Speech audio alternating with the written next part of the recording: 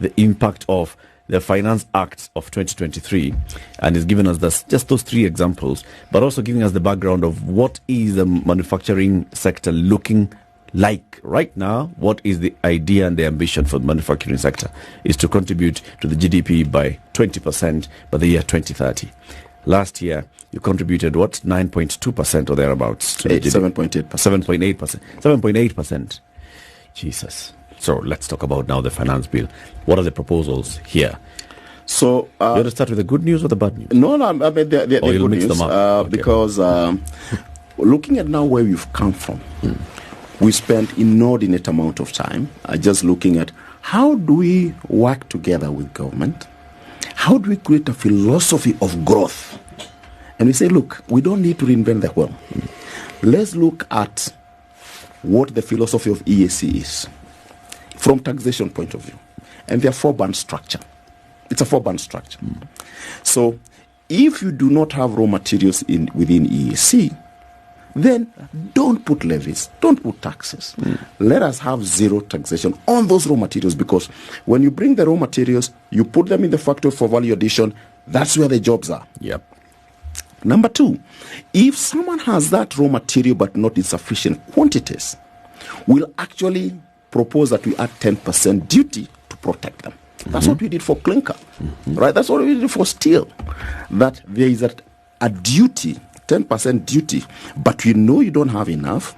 We know there is work to be done. You put 10% to allow these people to import, but nobody wants to import if it is you have that product here.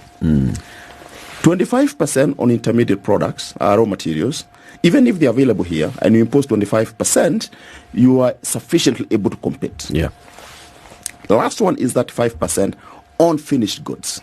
And we said, if we follow this structure, even when we're structuring our Finance Act, our finance bill, you'll allow Kenya to be competitive from production point of view and therefore create jobs. Then we went and said, okay, let's look at now the specifics.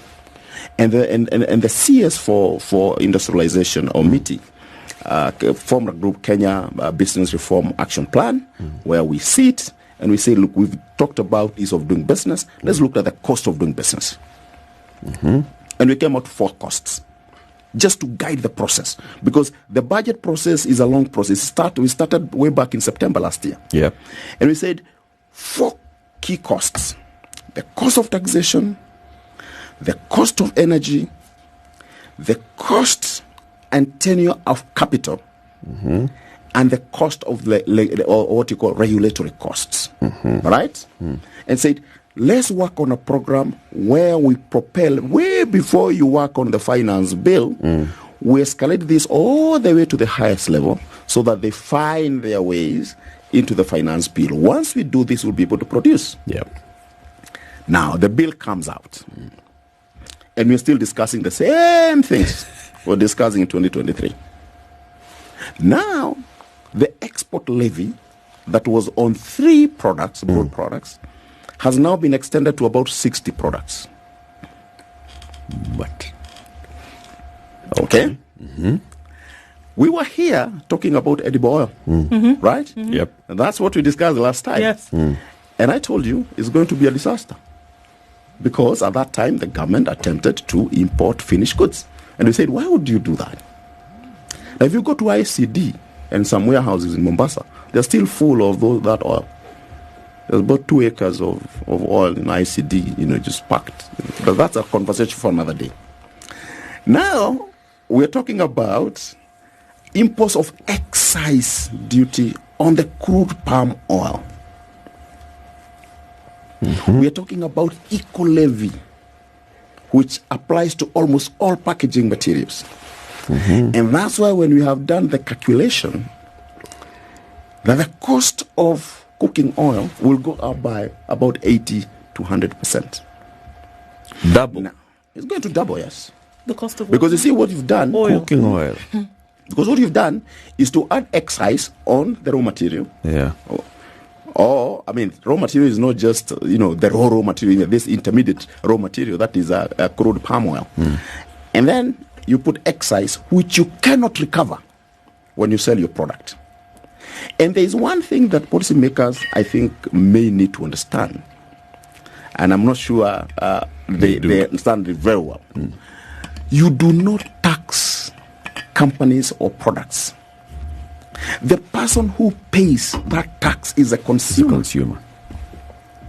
So it doesn't matter. You can put 1,000%. The end user has to pay. Yeah. But we worry as manufacturers about our competitiveness. Because, remember, if we talked about cement, today you can bring a bag of cement from Egypt and sell it cheaper than you can get from here. And you've seen how the cost has escalated over the last 1 year. The cost has escalated from almost 500 shillings that has been stable for a long time to almost 850 in some places. Per bag. The cost of construction has gone up by 40%. But you're saying, and we've crunched that data with KRA and the data is there. They said, if you're in a hole, stop digging. But you're still digging. So if you look at the whole of that bill and ask yourself, what is the theory of progress? And you need to see a golden thread, how that bill propels production. Yeah. This bill is actually inhibits production